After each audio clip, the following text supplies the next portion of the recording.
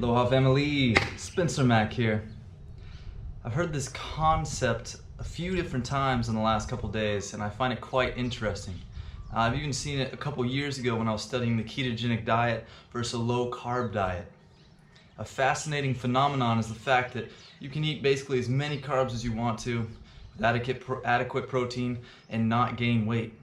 You can eat as much fat as you want to with adequate protein and not gain weight. But whenever you start to combine the fat and the protein, that's when we get obesity. Very curious. When diving in and studying the ketogenic diet, you see how many of these studies that demonstrate ketogenic diet has all sorts of negative effects on the metabolism and the health of the individual were actually low carb diets. Basically, the carbohydrates weren't low enough. They were just a high fat diet, basically, with still a good amount of carbohydrates.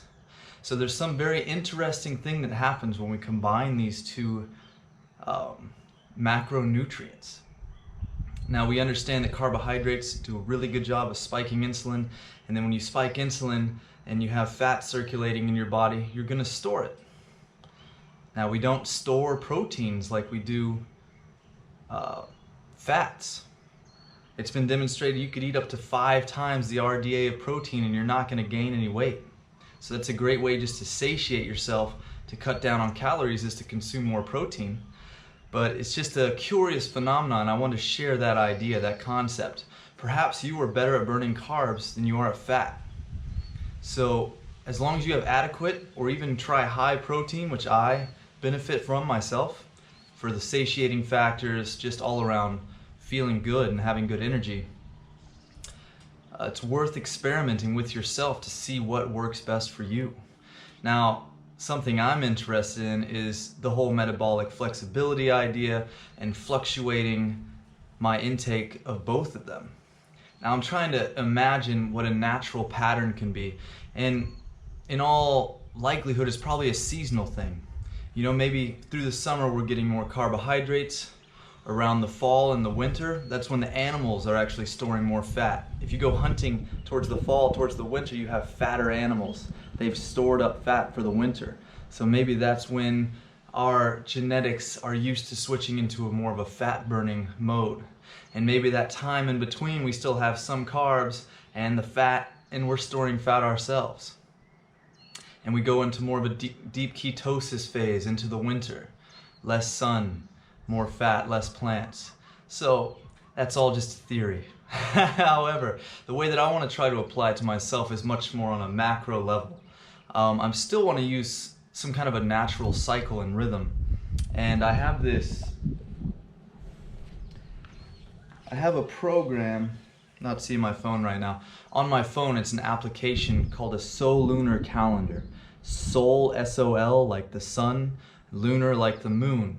And it is a type of calendar or an observation of nature that is used for hunting. They noticed that the peaks of animal activity tend to coincide with rhythms of the moon and the sun.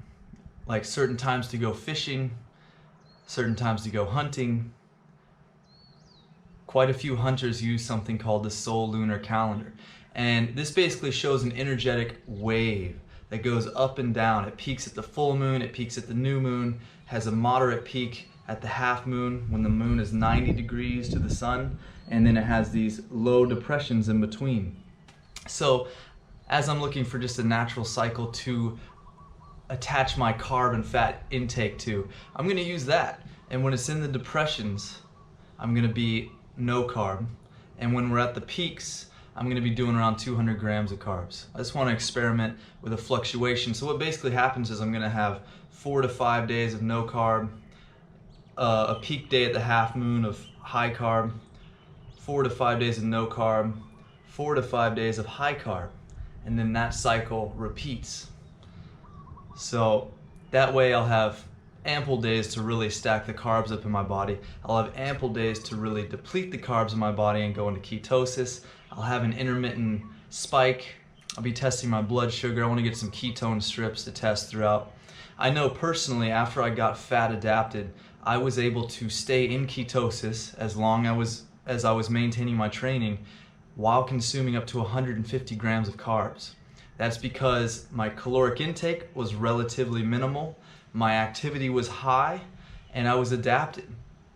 So I know that in a matter of days of low carb, I'll be back in ketosis, and it'll just be interesting to see how it affects my numbers. I'm curious how good my blood sugar control will be after being largely ketotic for a while, and just how my energy fluctuates. I definitely, going through periods of carb intake in the recent past, enjoy how much it helps me to train more. I have a higher level of output. So I definitely want to keep my level of output high, and that helps me maintain and build my muscle mass, and just be more productive in life. But also, if I'm training more, I can actually really get into ketosis again if I burn through all those carbs properly. So perhaps there's an ideal amount of carbohydrates that's still to be seen or uncovered by our research. But so one thing I also want to talk about, the type of fats that I'm still interested in, have been for a while, is flaxseed oil. I have an oil press, so I press it myself, mainly because of all the studies I've read on ALA, a very valuable and seemingly necessary fat that is demonstrated across multiple species to boost hormones, luteinizing hormone, testosterone, to stack on more lean mass, and to actually make the body leaner. It triggers the body to burn fat. It increases beta oxidation. So ALA, which is the primary fatty acid in flaxseed oil, is pretty fascinating stuff. So that's the fat that I'm going to be using, about 800 calories worth, up to 100 grams of it when I'm in ketosis, in the ketogenic phase.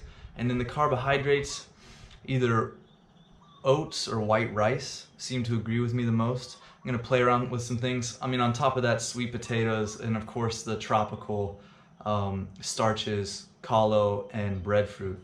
So those are the carbs I'm going to be playing around with.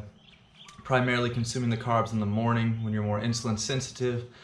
And yeah, so that's the new insight. That's the main idea I want to share with you guys. Basically, you don't get obesity until you start to combine fats and sugars together. Protein is just pretty much this neutral thing. If you're trying to drop weight, raise the protein. That seems pretty clear across the board. They've had people live on up to 4 grams per kilogram of body weight for a year. So for me, that's almost 300 grams of protein a day, and they did not have any elevated inflammatory markers, no signs of kidney or liver damage, no altered lipid metabolism. So it seems to be that we are pretty well suited to consume very high amounts of protein.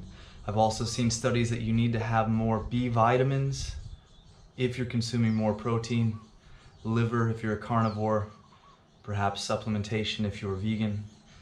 So those are just some thoughts I want to throw out there. If this brought up any kind of questions, curiosities, insights, or resources that you'd like to share with me to help us along this path of self-discovery, I always appreciate it. If you guys are interested in all things lifestyle, health, wealth, and wellness, subscribe to this channel. Let's connect, let's team up, and let's develop. Awesome, guys. Always a pleasure. I'll see you guys in the next one. Peace.